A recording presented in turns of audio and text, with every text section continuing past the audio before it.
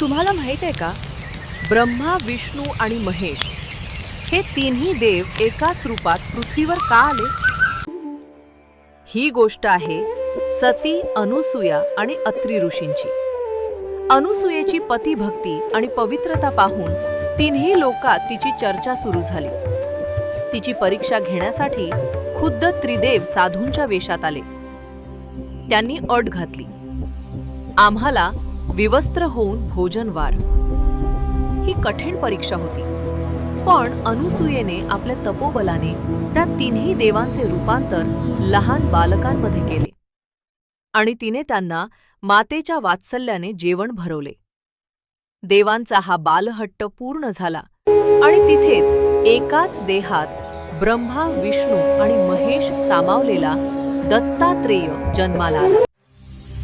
ज्यांच्या स्मरणाने सर्व संकट दूर होतात, त्या गुरुरायाला वंदन करूया. श्री गुरुदेव दत्त.